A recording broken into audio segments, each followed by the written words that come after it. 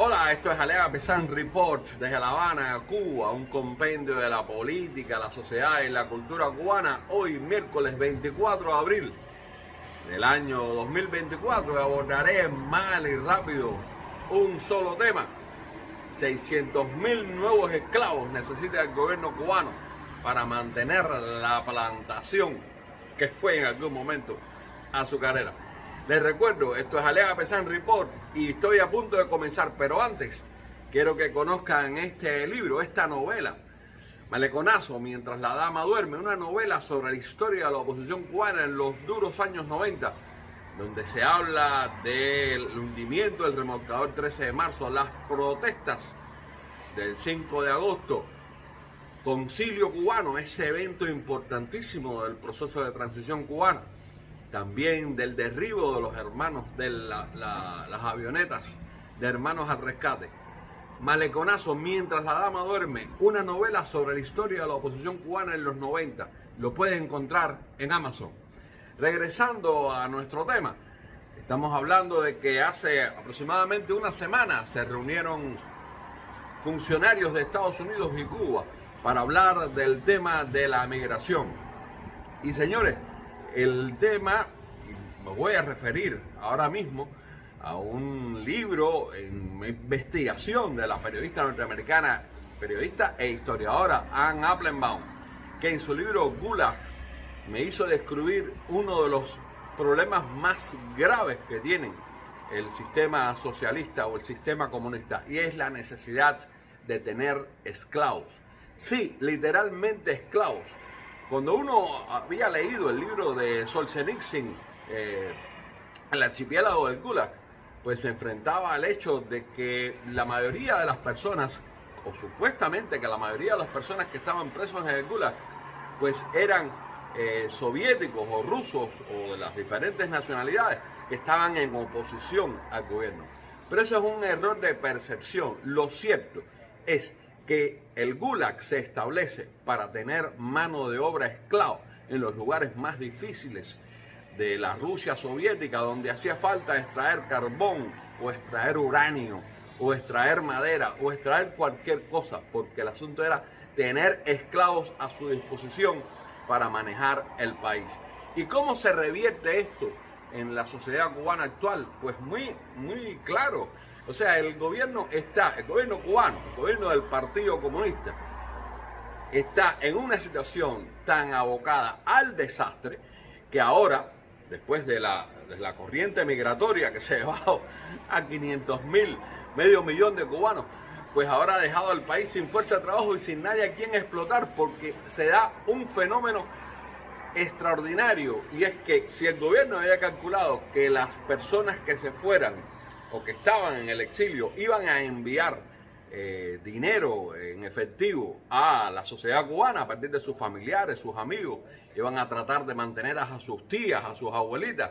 Lo cierto es que el exilio cubano prefirió llevarse a su familia porque era mejor insertarla en la sociedad norteamericana que mantenerlo como un hijo bobo aquí en Cuba, donde nunca ningún dinero va a alcanzar porque, y ahora mismo lo estamos viendo con 365 pesos por dólar, la inflación galopante hace que ningún dinero valga porque no se produce nada.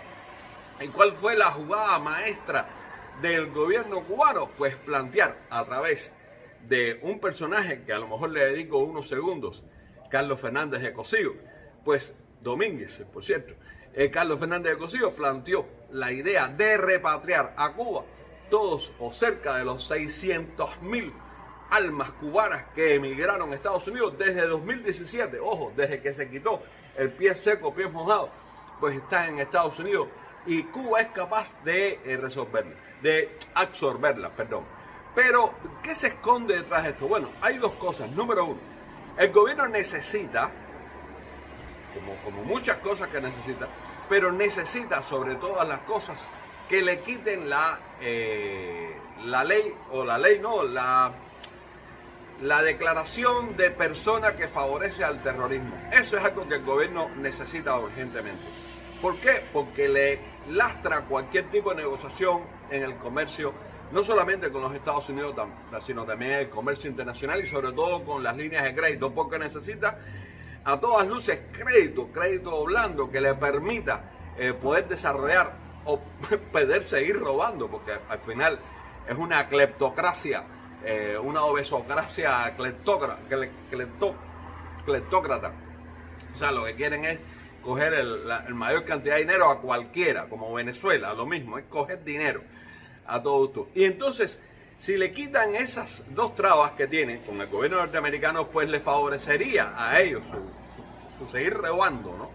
Y entonces, ¿qué necesitan ellos? Pues que los Estados Unidos quiten estas leyes. Pero ¿cómo funciona esto? Bueno, a ellos le han propuesto a Estados Unidos ahora que le reenvíe 600.000 cubanos, esos 600.000 cubanos que están excluidos ya por el gobierno norteamericano, por las leyes norteamericanas, que se los reenvíe a Cuba, que ellos los van a absorber.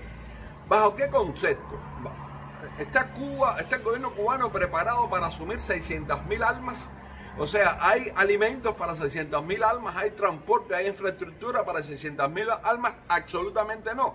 El gobierno cubano lo único que quiere, y esto lo planteó Carlos Fernández de Cosío Domínguez, que vengan esas 600.000 almas a Cuba porque necesitan esclavos para la finca, para poder controlarlos, para que a su vez los que quedan allá le reenvíen dinero nuevamente y seguir viviendo de la teta de la vaca, como se dice en buen guajiro.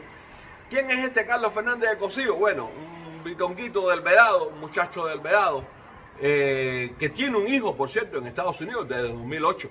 Está en Estados Unidos, pero lo interesante es de que parte del presupuesto que ese hombre joven, ha gastado en los Estados Unidos, ha salido del erario público cubano, y estamos hablando de casi $500.000, que, bueno, para una persona puede no ser mucho, pero para el Estado cubano es demasiado el dinero que se ha gastado. Y este Carlos Fernández, como la mayoría de los funcionarios, de los altos funcionarios, siempre tiene su contraparte en los Estados Unidos, y esto es como el juego del tomo y daca, donde siempre hay uno que es un extremista comunista en Cuba y hay otro que es un extremista nacionalista, un extremista de la economía de mercado que vive en los Estados Unidos. Así se mantiene esta dualidad de los gobernantes, y así tienen en Estados Unidos, como muchas veces decía el gran Juan González Feuble, el comité zonal del partido en Miami, en Tampa, en las ciudades de los Estados Unidos, porque funcionan de esa manera,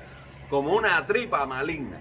Volviendo al tema de Marras, las negociaciones por la migración, 600.000 cubanos a Cuba, ¿para qué? ¿Dónde podrán estar?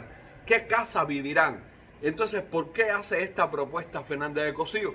¿Es solamente un farol que él se está gastando, el gobierno se está gastando? Bueno, él no dicta la política exterior, como ustedes saben. Él se la está gastando, ¿por qué? ¿Qué traen entre manos? La duda es el momento más importante para llegar al pensamiento crítico.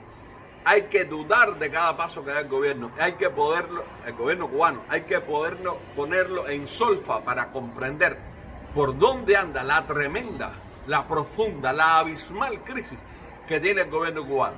Les recuerdo, esto es Aliaga Pesan Report desde La Habana, Cuba, y será un placer volver a encontrarlos.